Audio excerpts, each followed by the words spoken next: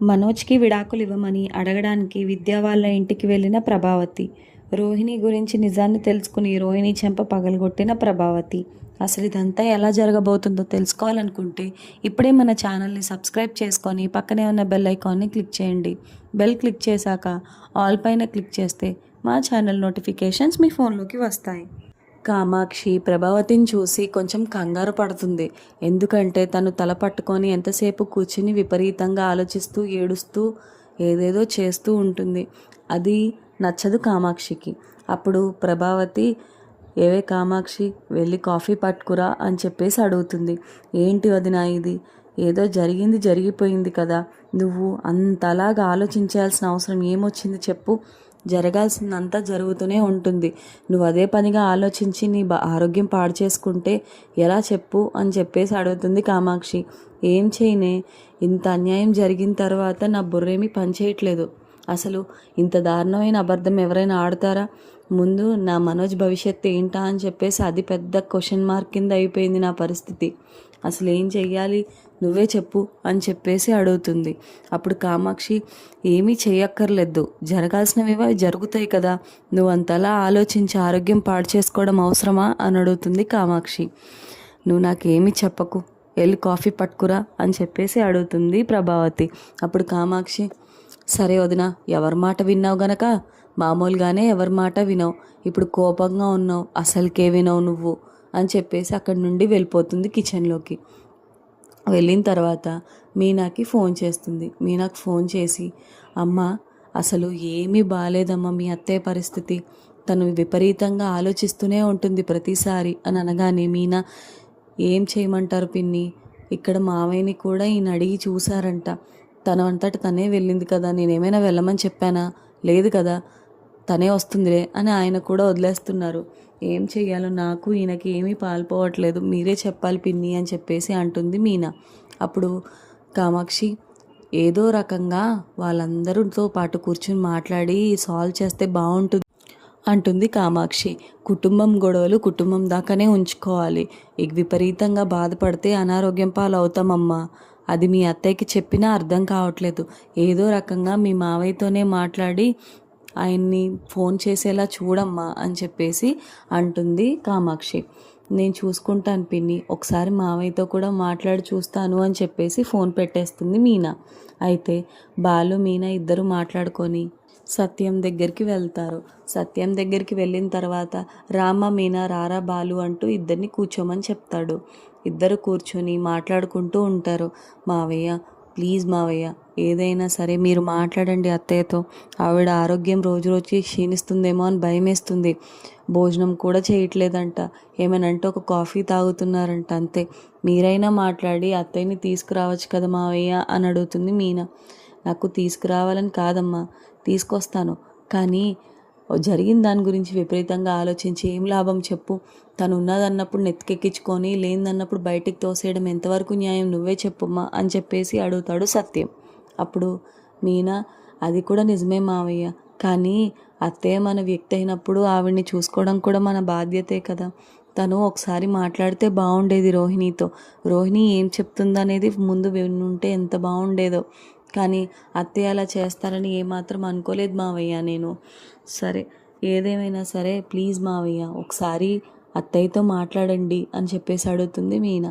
అప్పుడు బాలు, అవునానా, అమ్మావతితో ఒకసారి మాట్లాడి ఏమైందో కనుక్కో, నువ్వంత బాధపడద్దని చెప్పి కొంచెం ఇంటికి తీసుకురా నాన్న ప్లీజ్, ఇంట్లో అసలు పరిస్థితులు ఏమీ బాగాలేవు, ఇల్లంతా బోసిపోయిందని మీనా తెగ బాధపడిపోతుంది అని చెప్పేసి అంటాడు బాలు. అయితే సరేరా వెళ్తాను, వెళ్ళి తీసుకొస్తానులే, అంతకు మించి చేసేదేముంది అని చెప్పేసి వెళ్తాడు సత్యం. వెళ్ళిన తర్వాత ఏం చేస్తున్నావు ఇక్కడ, ఇల్లు అనేది లేదా నీకు అని అడుగుతాడు ప్రభావతిని. అప్పుడు ప్రభావతి, ఉంది, రావాలనే లేదు అని చెప్పేసి అంటుంది.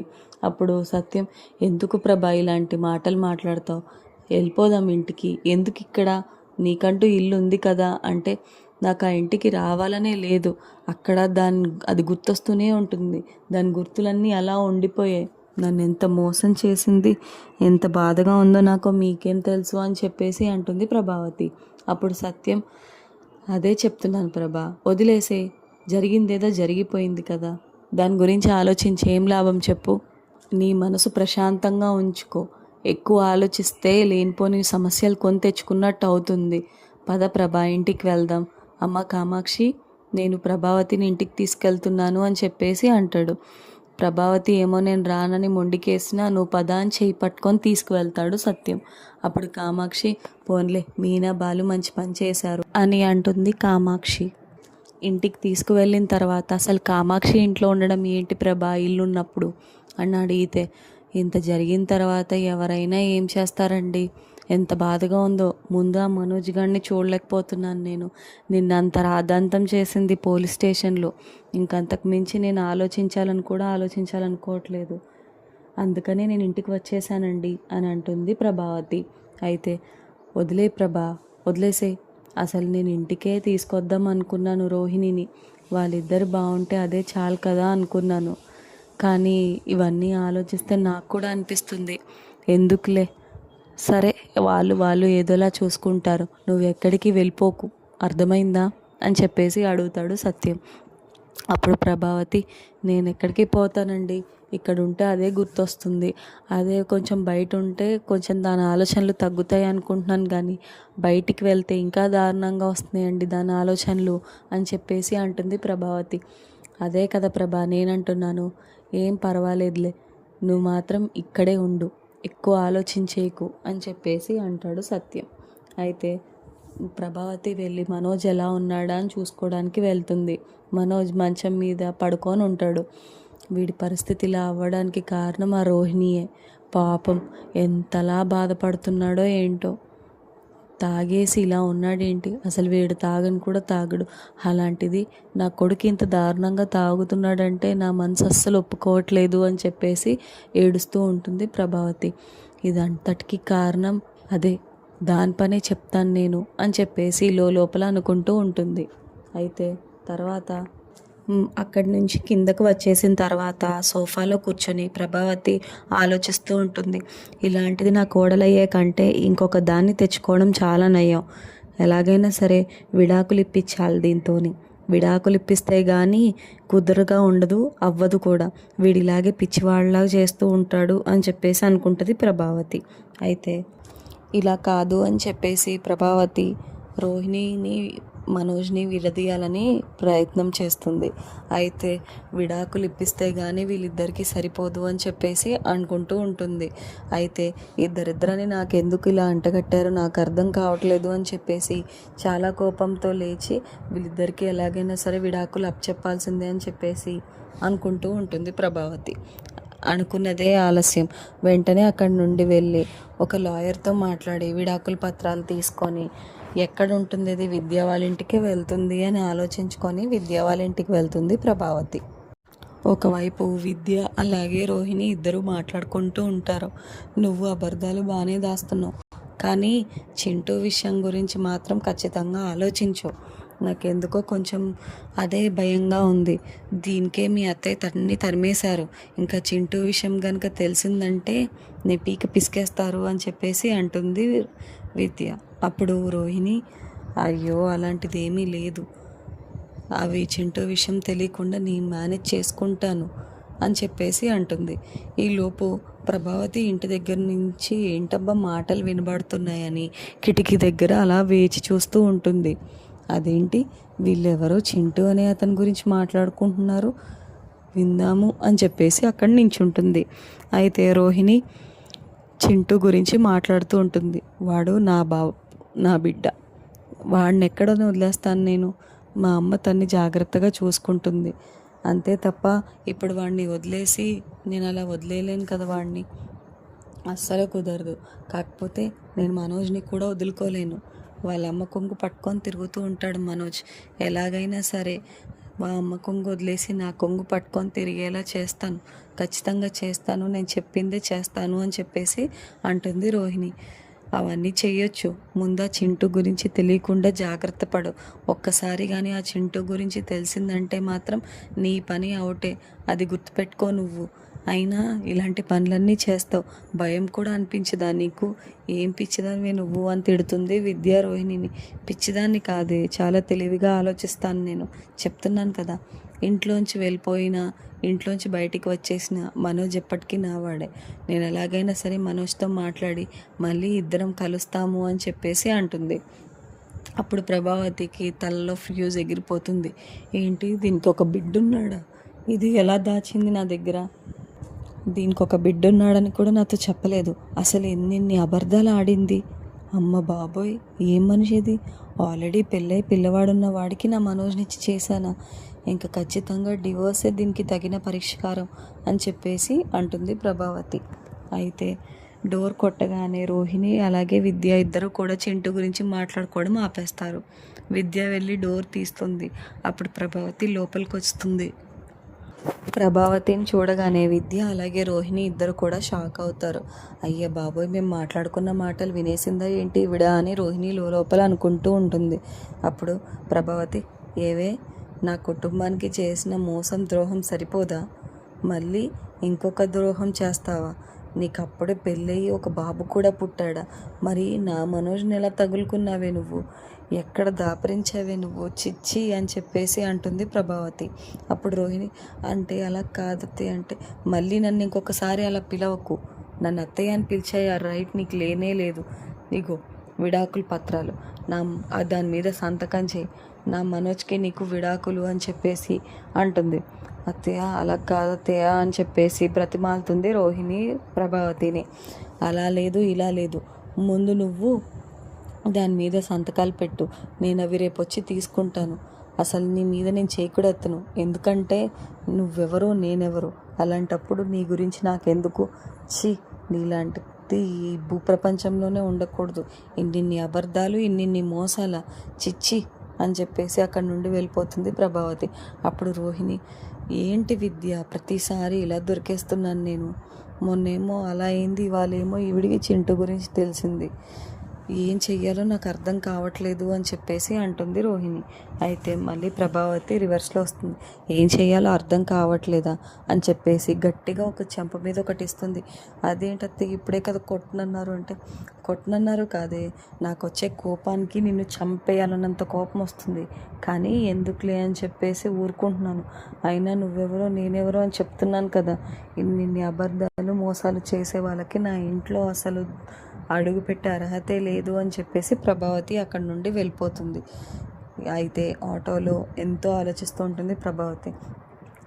దీనికి ఇది ఆస్తే కాదు, అప్పుడే బాబు పెళ్ళి అన్నీ అయిపోయాయి.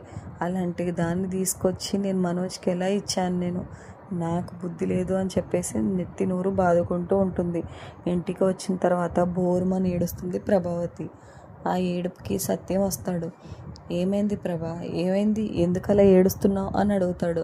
అప్పుడు ప్రభావతి, ఏం చెప్పమంటారండి, గుండె పగిలే నిజాలు తెలుస్తున్నాయి, ఏం చెయ్యాలో నాకు అసలు ఏమీ పాల్పోవట్లేదు అని చెప్పేసి అంటుంది ప్రభావతి. మళ్ళీ ఏమైంది ప్రభా, ఏం చేశావు అని అడుగుతాడు సత్యం. నేను విడాకుల గురించి అని చెప్పేసి విద్య వాళ్ళ ఇంటికి వెళ్ళానండి అని చెప్పేసి అంటుంది ప్రభావతి. అప్పుడు సత్యం, నువ్వు అసలు విడాకుల గురించి ఎందుకు ఆలోచించావు? అవసరం ఏముంది చెప్పు, మధ్యలో నువ్వెందుకు జోక్యం చేసుకుంటున్నావు? వాళ్ళిద్దరు ఏదోలా పడతారు కదా, మళ్ళీ నువ్వెందుకు వెళ్తున్నావు అని అడుగుతాడు సత్యం. అప్పుడు ప్రభావతి, నేను ఎందుకు వెళ్తున్నాను అంటాడేంటండి, ఇక్కడే కదా అసలు నిజం తెలిసింది. అది కేవలం లేనిదే కాదు, దానికి ఆస్తి దిక్కానాయే కాదు, దానికి ఇది వరకే పెళ్ళయి ఒక బాబు కూడా ఉన్నాడు అని చెప్పేసి చెప్తుంది ప్రభావతి. అది విన్న సత్యానికి మైండ్ పోతుంది. ఏంటి, పెళ్ళయి పిల్లవాడు కూడా ఉన్నాడా? ఇది కూడా దాచిందా మన దగ్గర? అయ్యో బాబోయ్, ఇంత దారుణంగా ఎవరైనా ఉంటారా అని చెప్పేసి అంటాడు సత్యం. అదే కదండి నా బాధ, ఎవరితో చెప్పుకున్న బాధ. ఈ విషయం మనోజ్కి తెలిసిందంటే ఇంకా మొత్తానికి అక్కడే చచ్చిపోతాడు వాడు. అసలు ఏం జరుగుతుందో ఏంటో నాకేం అర్థం కావట్లేదు అని చెప్పేసి ఏడుస్తుంది ప్రభావతి. ప్రభావతి గోలకి మీనా, బాలు, రవి, శృతి కూడా వస్తారు. అప్పుడు శృతి అడుగుతుంది, ఏమైందంటే ఎందుకంతలా ఏడుస్తున్నారు అని. ఏముందమ్మా శృతి, నిజాలు తెలిసినప్పుడు ఇలాగే గుండె బద్దలైపోతుంది అని అంటాడు సత్యం. అప్పుడు మీనా, ఏమైంది మావయ్య, అసలు ఏమైంది అని అడుగుతుంది. ఏముందమ్మా, ఇందాక మీ అత్తయ్య విద్య వాళ్ళ ఇంటికి వెళ్ళిందంట అని చెప్పేసి అనగానే అప్పుడు బాలు, అమ్మ నిన్నెవరు వెళ్ళమన్నారు విద్య వాళ్ళ ఇంటికి, అవసరమేముంది అని చెప్పేసి అడుగుతాడు. అక్కడే కదరా అసలైన ట్విస్ట్ ఉంది. అక్కడ వెళ్ళిన తర్వాత అసలైన సంగతి ఏంటో బయటపడింది. ఆవిడ గారికి ఆల్రెడీ పెళ్ళై ఒక కొడుకు కూడా ఉన్నాడంట అని చెప్పంగానే బాలు, మీనా, శృతి, రవి నలుగురు కూడా షాక్ అవుతారు. ఏంటి, ఓ మై గాడ్, ఎలాంటి లేడీ తను, అంత దారుణంగా ఎలా మోసం చేస్తుంది, ఆల్రెడీ పెళ్ళై బాబు కూడా ఉన్నాడా, ఇలాంటివి ఏమీ చెప్పకుండా చేసుకుందా పెళ్ళి, అయ్యే బాబోయ్ చాలా దారుణంగా ఉంది, ఇప్పుడు మనోజ్ గారి పరిస్థితి ఏంటో అని చెప్పేసి అంటుంది శృతి. అయితే మీనా, బాలు కూడా షాక్ అవుతారు. అసలు ఏంటి, ఏం జరుగుతుంది అని చెప్పేసి ఆలోచిస్తుంది మీనా.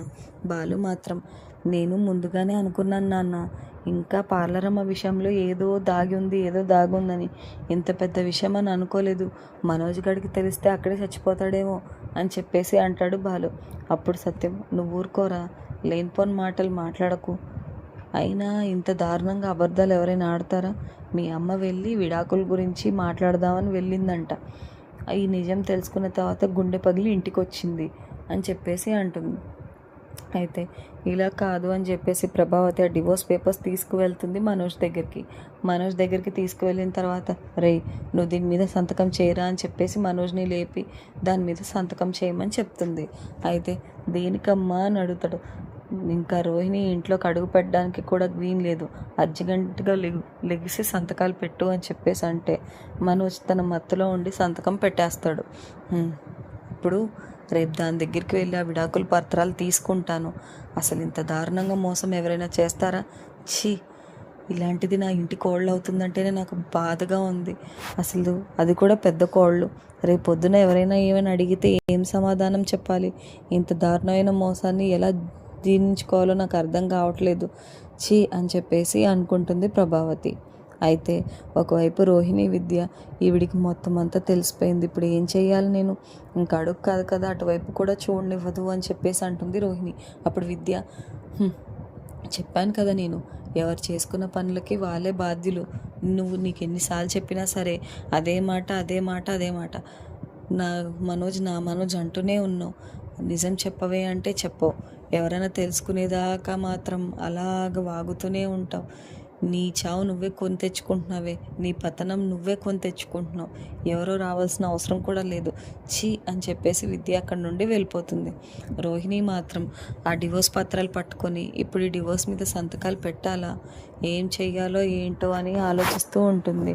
మరోవైపు ప్రభావతి ఏం చెయ్యాలో, వీడైతే సంతకాలు పెట్టేశాడు, దాని చేత కూడా ఎలాగైనా సరే సంతకాలు పెట్టించి ఇద్దరికి విడాకులు ఇచ్చేదాకా కూడా నా మనశ్శాంతిగా ఉండదు అని చెప్పేసి అనుకుంటూ ఉంటుంది ప్రభావతి. మరోవైపు అరుణ్ తనకి జరిగిందంతా గుర్తెచ్చుకుంటూ ఉంటాడు.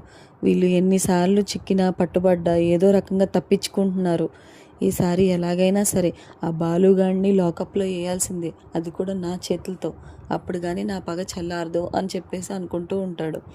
అయితే బాలు, మీనా ఇద్దరు మాట్లాడుకుంటూ ఉంటారు.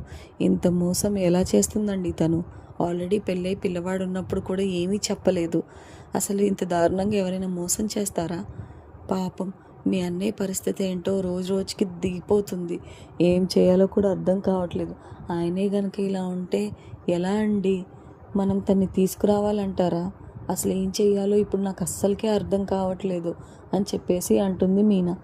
వాడు పోలీస్ స్టేషన్ నుండి ఇంటికి వచ్చిన తర్వాత అమ్మయ్య అనుకున్నాను మీనా, ఆ తర్వాత ఇలా జరుగుతుందని ఏమాత్రం ఊహించలేదు, మా అమ్మ కోపంతో వెళ్ళిన పెద్ద నిజాన్ని బయటికి తెచ్చుకుని వచ్చింది, అసలు చెప్పాలంటే దాన్ని ఇంకా గట్టి కొట్టేది, చెంపదెబ్బతో సరిపెట్టేసి వచ్చేసింది, అసలు ఇప్పుడు ఏం చెయ్యాలో ఏంటో ఏమీ అర్థం కావట్లేదు, ఇద్దరికి విడాకులు ఇప్పించడమే మంచి పద్ధతి అని నాకు అనిపిస్తుంది, వాడికి ఏదో రకంగా వేరే పెళ్లి చేస్తే బాగుంటుందని నేను అనుకుంటున్నాను అని చెప్పేసి అంటాడు బాలు.